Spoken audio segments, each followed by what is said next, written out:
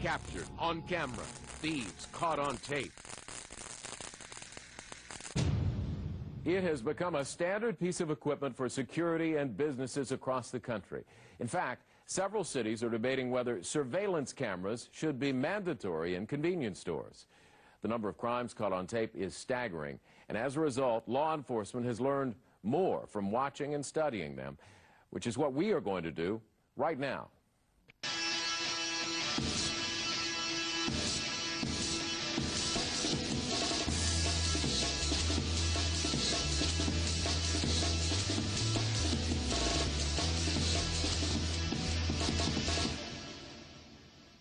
In Millvale, Ohio, Misha Kim is working the register.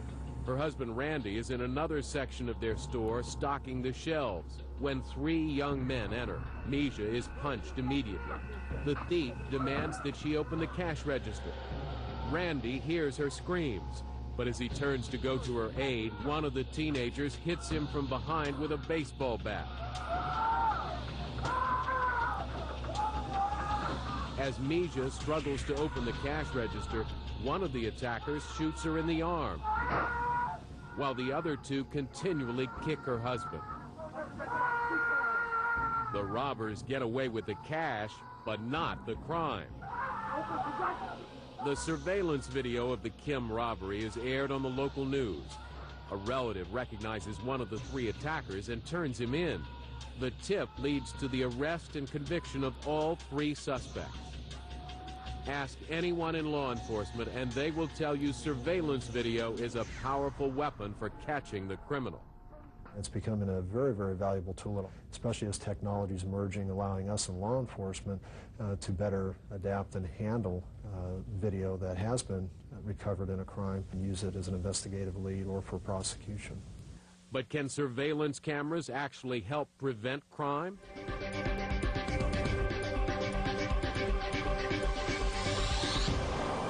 A theft occurs every minute in America, more and more right in front of surveillance cameras. At the Treasure Island Casino in Las Vegas, a group of thieves defies the cameras, security guards, and witnesses.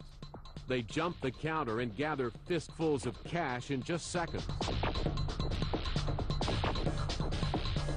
At a golf resort in Palm Desert, California, the thief pulls up, surveys his choices, and quickly nabs the most expensive set of clubs. In Southern California, surveillance video reveals the thief cased this store the day before he robbed it.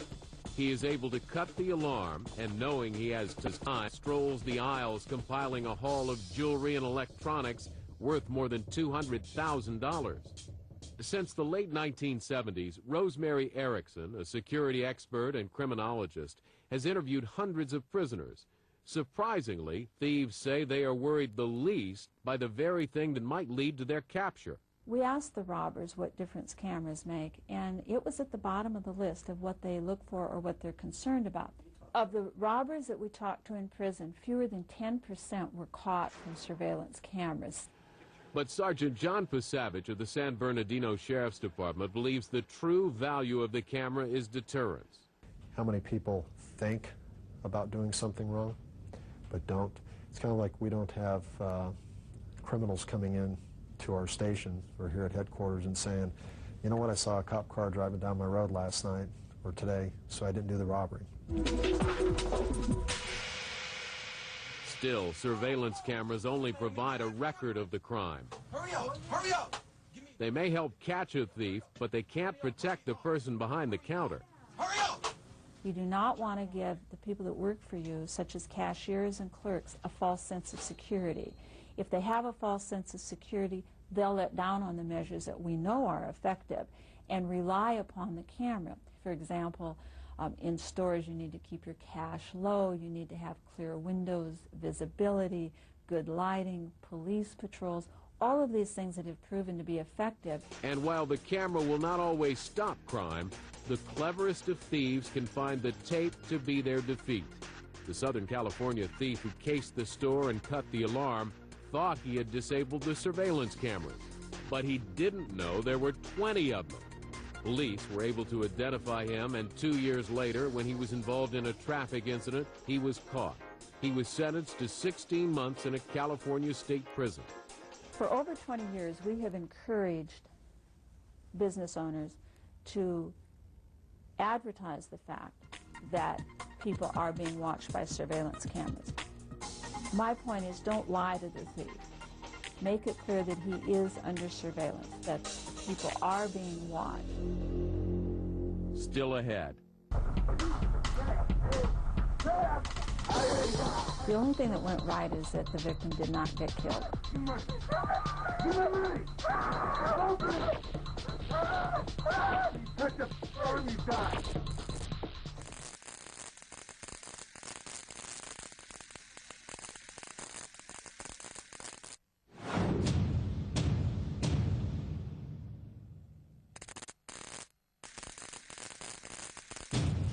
In Tampa, Amjad Suleiman is ringing up a soda when a man wearing a devil's mask points a silver revolver at him.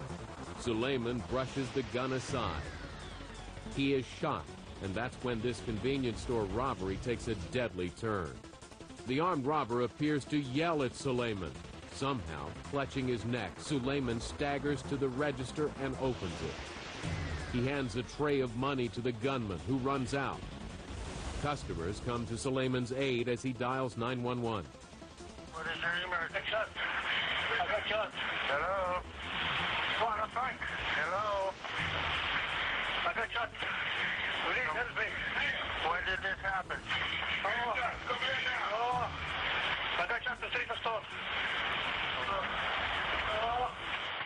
But it's too late.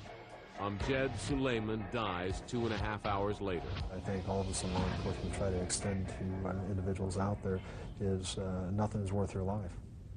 It's not worth fighting over your watch, money in the cash register, what have you. That's replaceable. Your life isn't. The presence of security cameras couldn't save Amjad Suleiman's life. But surveillance tape has a value beyond evidence of a crime. It's also a valuable learning tool. It's in the act of going for an alarm, surprising the robber or frightening the robber, that you can get shot. Security expert Rosemary Erickson reviewed this surveillance video of another robbery in Sherwood, Arkansas, and considers it a good example of what not to do. The only thing that went right is that the victim did not get killed. It's a little before 5 a.m., and Thomas Lawrence is working the overnight shift when he spots a masked man entering the store. Sunday nights are, as a general rule, slow. Lawrence immediately strikes out and grabs the gun.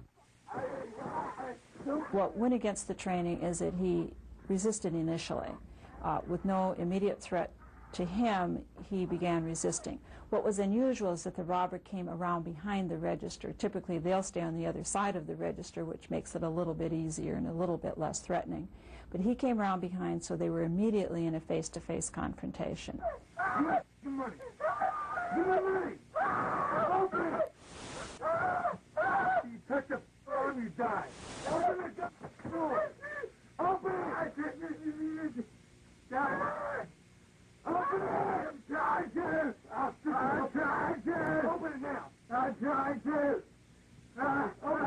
And I was nervous, and he was impatient, highly impatient. You can open it. Wait a minute. I'm kicking a head. Because he wanted the money and to go.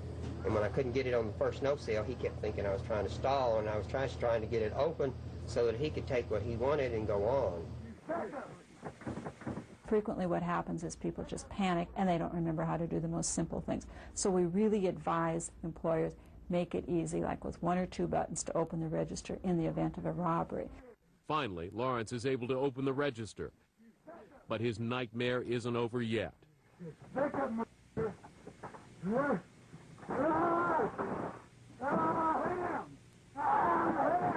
Lay down now. Turn over. You... Lay down. Lay down. Put your hands behind your back. Behind your back. No, on your face. I'm not going to kick you. Lay down. I think I was fighting more to when he started trying to tie me up, because I just had horrors of him tying me up and me, either him maybe trying to shoot me if I thought if I can at least be untied, at least I can make some effort to control the situation. The reason the robber wants them to lie down is so that they don't chase, they don't follow, and they don't see them leaving, so they can't say what direction they're going. It's human nature to not want to be tied up, but our advice is to still not resist.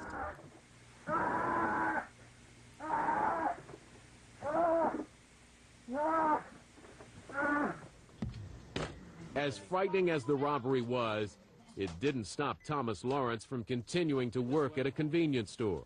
I didn't feel like he was going to shoot me, but maybe it's just looking in his eyes that, you know, he just didn't feel, I think he was more scared when the register wouldn't open, and I think that's when he panicked. Most large convenience store chains have a strict policy: do not fight back, and there's good reason.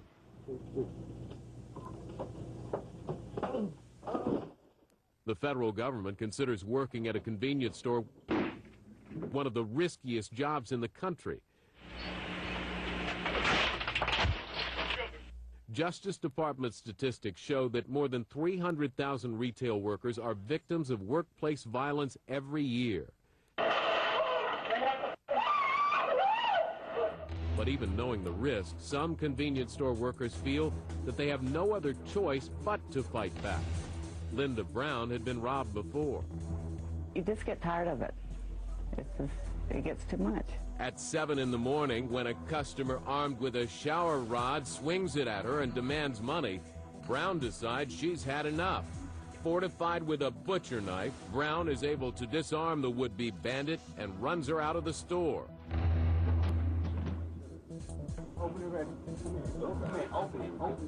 At this store, one robber stuffs his pockets with cash as his accomplice appears to search for his particular brand of cigarettes. When the thief looks down, the clerk blindsides him.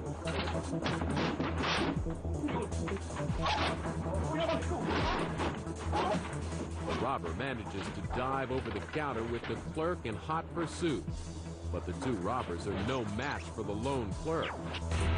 These workers felt confident confronting the robbers, but experts say their experience should be the exception to the rule. Almost all robbers say that they are nervous, and that's why it's so important that the victim or potential victim obey the commands, not talk, not stare, not question, not argue, not resist, but just to give up the money. Still ahead. Speaking specifically to the white males hanging out in front of the store, it is time for you to leave. You've been asked to leave. You will not receive any further warnings. The police will be dispatched. You will be arrested and cited for trespassing. Leave now!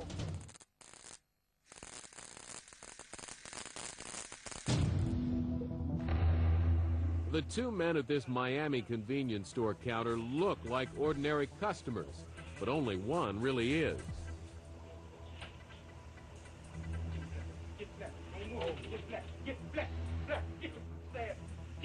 The clerk, shot in the shoulder, flees to the rear of the store.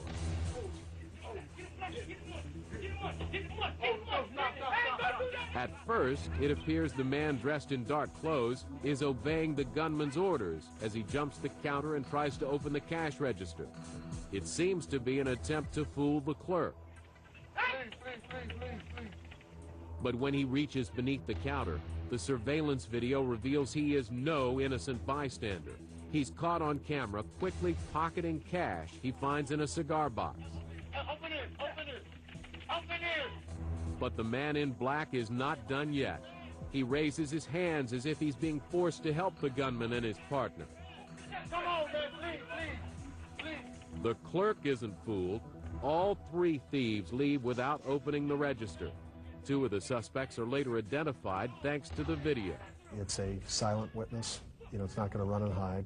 It's not going to get a different perspective. It will take and tell us exactly what it saw from its perspective. And it's very, very unbiased. It's factual data, and that's what we're looking for. Surveillance cameras may record the crime, but by themselves they can't convict the criminals. In Apple Valley, California, a bank robber fleeing police takes refuge behind the first open door he finds. He had a gun. He shot the cops several times. And he had my children. Holding 3 children hostage, the robber is able to keep the police at bay. Because we hadn't heard from them in a while, we feared for their safety, and the decision was made to make entry into the apartment. Using flashbang grenades, the SWAT team storms the house and rescues the children unharmed. It's clear from the bullet-riddled home that the robber, later identified as Roy Parker, is no ordinary thief. It is the job of San Bernardino Deputy DA Karen Kim to prosecute him. Her best evidence is surveillance video of one of the 2 bank robberies Parker now stands accused of committing. I believe it's one of the most important pieces of evidence, especially when it captures the actual crime being committed. But sometimes the raw video doesn't tell the whole story, especially when a multi-camera surveillance system captures it. Kim brings the tape to the San Bernardino Sheriff's Department's high-tech crime unit, where they specialize in enhancing video. Detectives use special software that's able to isolate and separate out the images recorded by each camera. There are certain elements that we have to show of a crime, and the video, if it captures the entire robbery scene, can help us in establishing all the elements of the crime. Because none of the tellers could testify they saw a weapon, Kim needs to establish that force was used during the robbery. These images of a man jumping the counter bring home the terror for the jury. And it's very reasonable when somebody's coming at you and demanding money. You don't stop to ask, excuse me, do you have a weapon, before giving them the money. The video also shows the robber was wearing white tennis shoes. They left a print on the counter that later matched shoes in Roy Parker's possession. But the key frames of video evidence she has are these images of the robber with his hands in the till. We were able to show the jurors, actually, them looking for themselves at the defendant sitting at the counsel table and looking at this particular video, see that it is the same person. The jury finds Parker guilty. He's sentenced to 86 years to life. But even when it doesn't capture the crime in progress, surveillance footage can be valuable for investigators. This is the individual we're looking at to ID to put him in the store. The San Bernardino detectives were investigating a string of home break-ins. They had a suspect, but needed evidence placing him in the area at the time of the crimes. Following up on a lead, they found him captured on surveillance video at a convenience store at just the right time. Now we have the individual with the baseball cap with what appears the letter T on top of the baseball cap. These photos give investigators the edge they need during interrogation. The video became real imperative to show other timelines. The video, its date and time stamp, and we're able to verify that, and it shows the time that he was there. Investigators showed the print to the suspect, and he ended up pleading guilty. Video surveillance cameras have already proven their value in catching thieves red-handed. And now the camera is turning into a retail worker's secret weapon. When this interactive technology is triggered, a human set of eyes, ears, and voice is added behind the lens. Speaking specifically to the white males hanging out in front of the store, it is time for you to leave. You've been asked to leave. You will not receive any further warnings. The police will be dispatched. You will be arrested and cited for trespassing. Leave now! At West Tech Interactive Securities, Elena Evans is responding to a problem a store is having with loiterers. She's using special two-way surveillance equipment to monitor and respond to the situation as it's happening. Are they still out front? I can't see them. Okay, you can't see them at all anymore? You think they went away? Okay, no problem. If you have any other trouble, you just let us know, okay? Thank you. Bye-bye. The system is activated when a clerk pushes buttons placed strategically inside a business or squeezes a pendant. And what this does is it sends a signal to our system in the store, which sends it through a phone line to West Tech. 30 to 40 seconds later, West Tech is online looking in. currently being monitored and recorded. How was everything tonight? We're doing great, thank you. And when a theft does occur, employees are instructed to let it happen. Don't intervene or resist. And when the bandit leaves, hit the alarm. The clerk hit their alarm button stating that this individual took two 18 packs of, I believe it was Bud Light, and just didn't pay for them. Basically just ran out with the beer. In an instant, the intervention specialist is able to retrieve video of the theft from the store's surveillance system. That's the proof right there that he didn't pay. And you could see him just run right by the counter. Still ahead. He's going for it. He's going for it. We got a green light here. He hasn't taken it yet. He's sliding it down the pole. He's on the bike. He's on the bike. He's going down 54 feet. The third bike I got stolen, they just took the bike rack apart and stole 3 bikes at the same time. And that's when I started walking to places.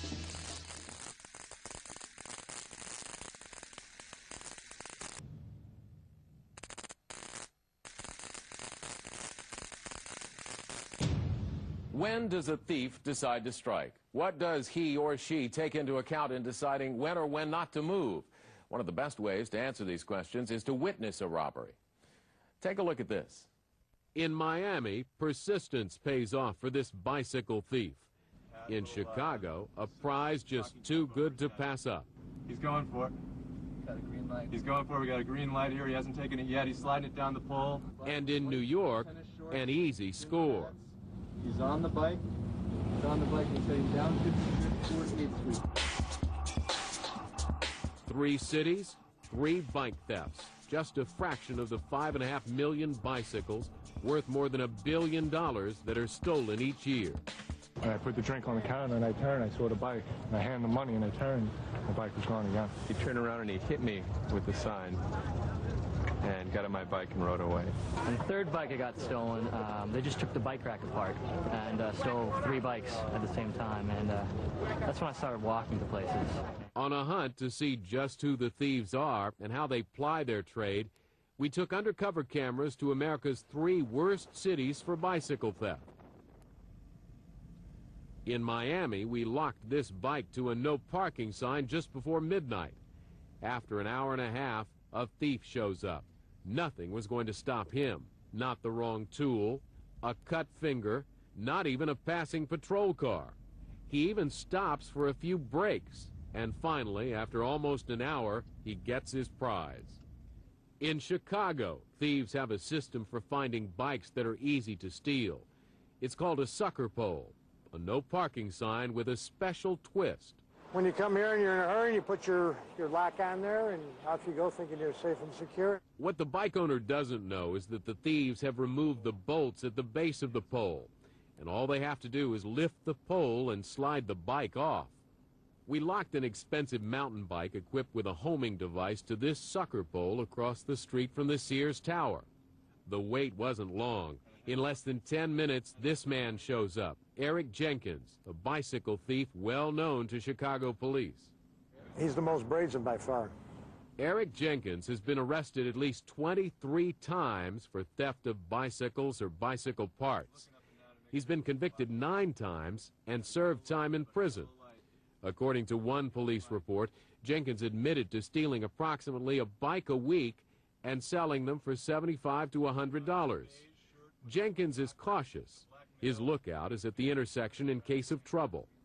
Deciding the coast is clear, Jenkins slowly slides the bike down the pole, then lifts the pole up to release the lock. He's going for it. Jenkins doesn't get on the bike right away. He's standing there. He's standing there. When his lookout gives the okay, the 2 thieves take off. East on Quincy. East on Quincy. It was way on the bike. Jenkins looks over his shoulder to see Officer Jack Rimkus bearing down on him. I had a hand brush him, and he pulled between 2 moving cars. He actually took me and him between 2 cars that were moving and the gap between the 2 cars. It's not something that I do normally. It was just that I was so close and I was with him. I guess I was keyed on him until my knee hit the car and kind of threw me off a little bit. Yeah, he was flying. Chicago police are now in a game of cat and mouse with the biggest bike thief in town. The tracking device we installed on the bike shows where it's headed, in a chase that goes all over the city. After several miles, Jenkins rides into this 15-story housing project west of downtown. Our tracking device quickly zeroes in on the apartment in which Jenkins is hiding. It's as strong as that guy in this building there. We're coming in one way or the other, and then watch yourself in the door. But Eric Jenkins isn't ready to give up. In one last-ditch effort to get away, he jumps out of a 4th-story window. He hits the ground, shattering his ankle. Okay, just quick, here. Ultimately, Jenkins pleads guilty to stealing our bike and serves time in prison. According to Kryptonite, a leading lock manufacturer, New York City is the worst for bike theft. On a busy corner in Midtown Manhattan, we locked our bike to a tree using a standard cable lock. In less than 15 minutes, it catches the eye of a bike messenger, later identified as Joseph Cruz. He circles once to check the lock. 10 minutes later, he's back on foot and brazenly pulls out a pair of bolt cutters from his messenger bag. In a matter of seconds, the lock is cut, bolt cutters back in the bag, and he's off. He's on the bike. He's on the bike. He's heading down 55th toward 8th Street. Cruz doesn't know he's being followed as he winds through afternoon traffic on his stolen bike. We follow Cruz to the messenger service where he works. A few days later, correspondent Chris Hansen confronts him. How you doing? Can I show you something? I gotta ask you a quick question here. No, don't want to know anything. Huh? Let me just show you something here. You see that? Who's that? Who's that? Keep watching. I don't know him. Huh? Is that you? Who's that? Keep watching. We're trying to get some information out. Cruz heads off in a hurry, but a few minutes later, he's back. What made it so easy to steal? You had it was very simple cable. What can I tell you? And so how were you able to break with the a cable or cable cutter, anything could have broken that. So you were carrying cable cutters with you? Well, I had a cutter, yeah. Well, I usually carry stuff like that to repair my bike. How many bikes have you taken? I never really taken that many. Cruz, by the way, promised to return our bike, but never did. In fact, most stolen bikes are never recovered. According to experts, the best way to secure your bike is to lock both wheels and the frame with a U-lock or heavy chain. Still ahead. When they take the old carts off and the garbage, they would actually take liquor, unopened bottles, hide them in either garbage bags or other kind of containers. You can almost see the outline of the bottles.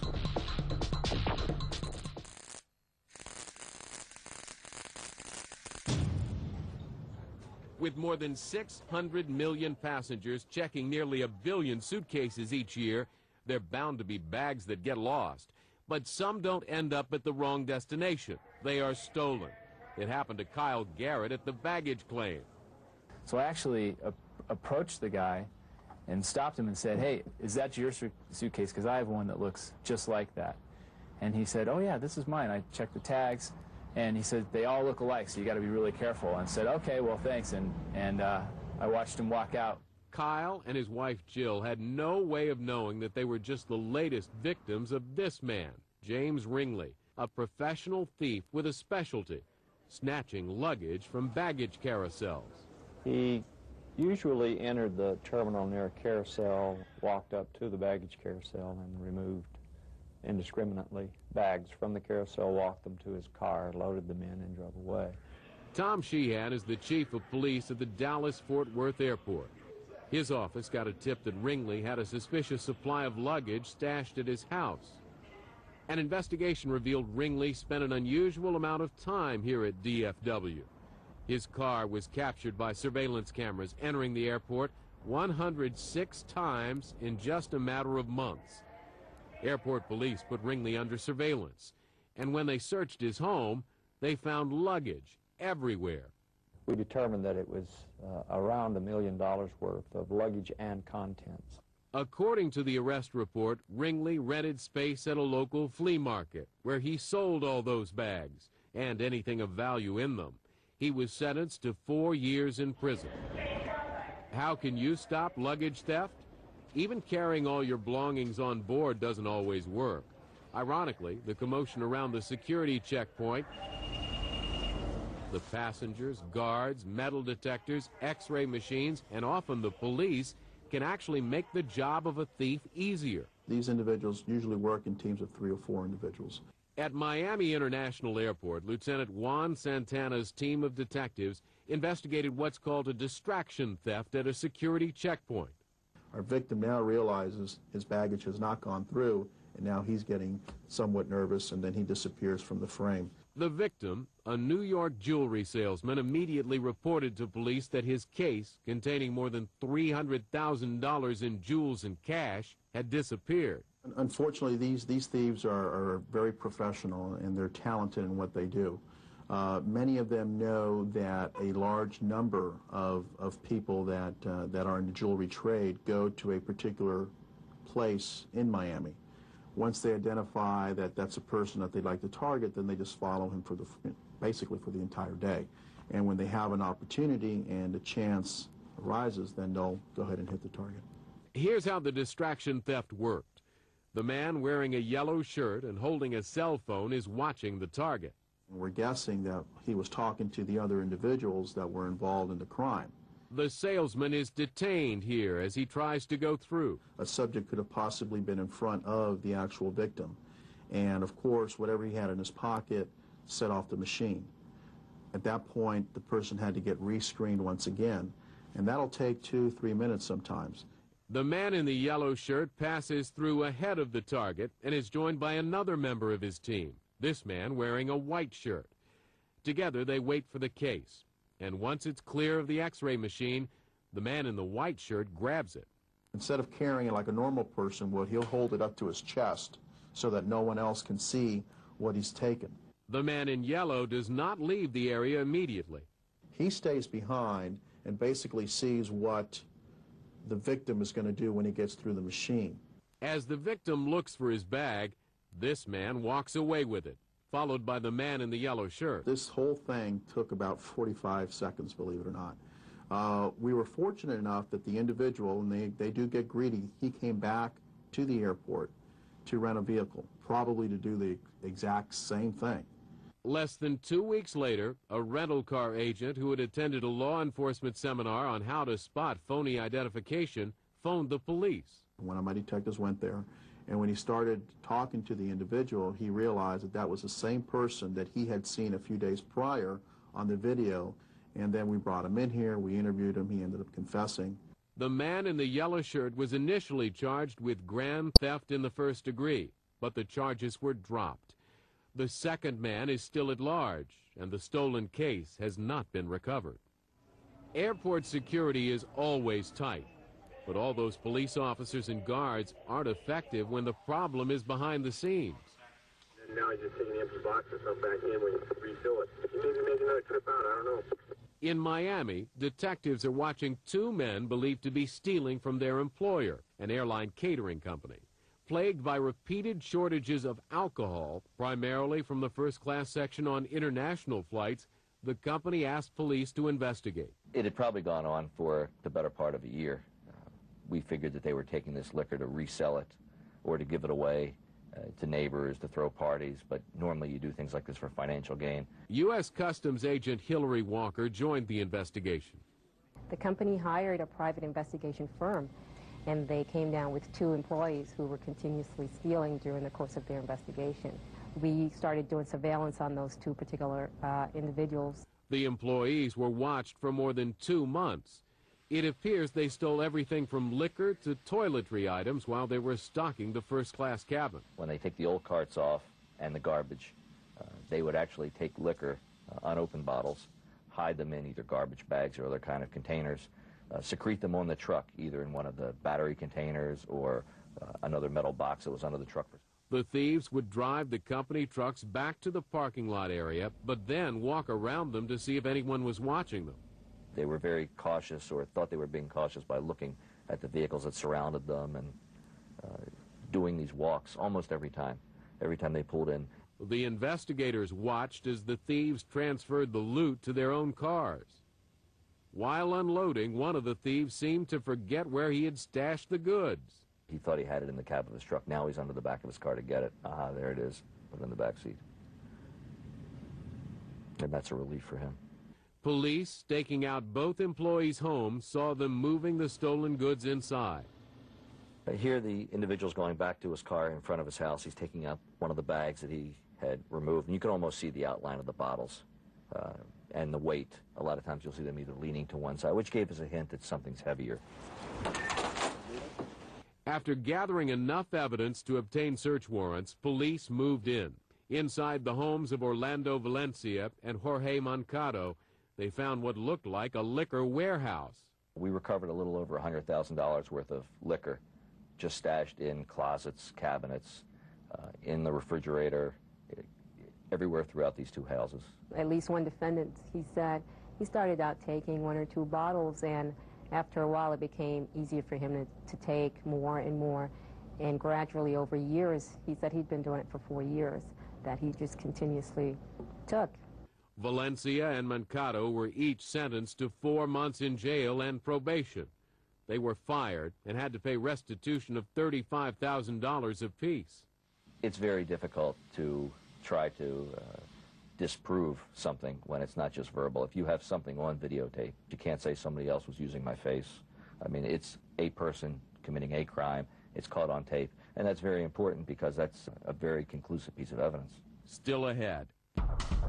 She takes out a credit card. It's a Visa card in her left hand, and what she's doing here is she's putting a little sticky note on the back of that card. And on that sticky note are stolen credit card numbers.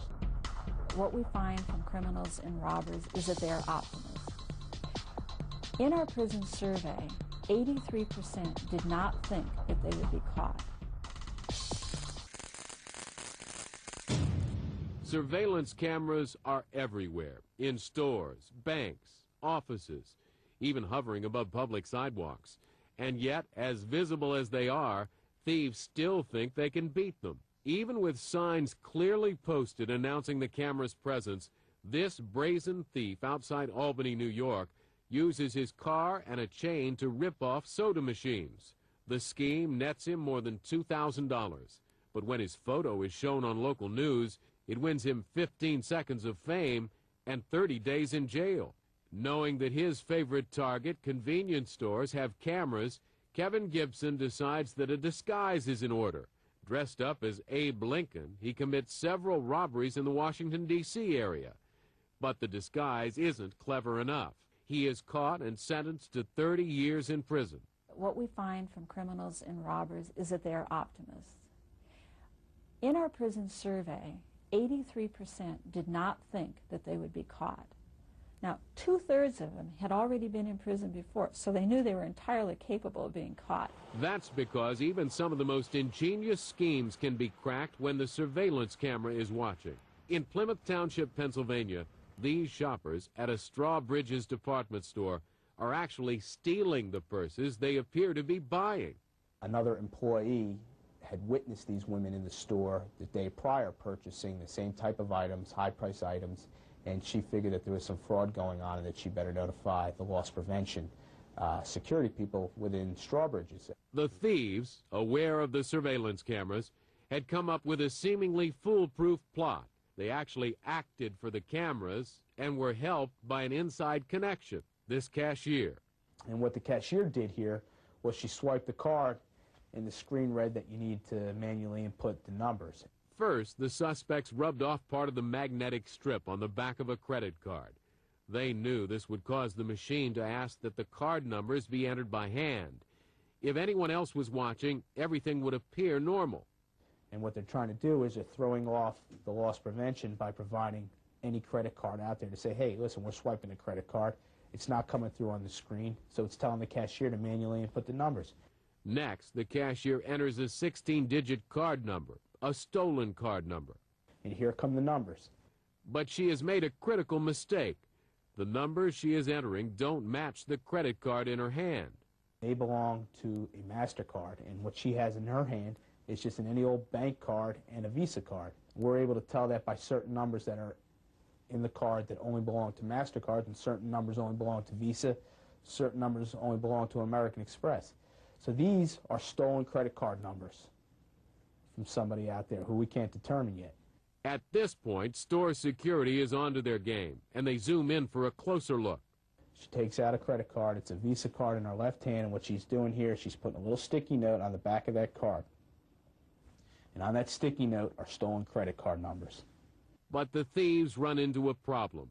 Several of the card numbers are declined. They decide to split abruptly, leaving the cashier literally holding the bag. Watching all this happen, eagle-eyed store security calls the police. The cashier is arrested, and so is one other member of the ring still inside the store. The two others get away, but once again the surveillance tape proves to be their undoing. I was able to actually take one of the credit card numbers off that video surveillance, and I was able to take that credit card number and find out who that credit card belonged to. Detective Salter is able to trace the stolen numbers to the University of Pennsylvania Hospital. They all worked in a small department within the hospital. They were able to access credit card information and people's personal information, such as dates of birth, social security number, addresses, home phone numbers. And what they did, they stole this information, and they were able to obtain these credit cards. Either they mail ordered them or they actually stole credit card numbers. It turned out the four women had ripped off a number of stores, stealing thousands of dollars worth of merchandise. They all pled guilty to fraud and theft charges and were given probation. We were able to obtain so much information from that video surveillance. The investigation itself had its bumps, but without the videotape, we wouldn't have the evidence of them committing the crime. We wouldn't receive the numbers, the tip-off that it was a fraud. The most important thing was, hey, they're handing her a credit card, but it shows what kind of credit card they're handing her and what numbers are being typed into the computer. And that itself right there makes the biggest difference. Surveillance cameras have long been used in banks, stores, malls, and office buildings. Now the technology is increasingly popular on the nation's roads and highways, collecting tolls and enforcing traffic laws. And the newest locations for security cameras, schools, outside of bars, and in neighborhoods struggling with crime. The pictures from these cameras are helping police departments with few resources keep an eye on their communities. That's our report. Thanks for watching. I'm John Siegenthaler.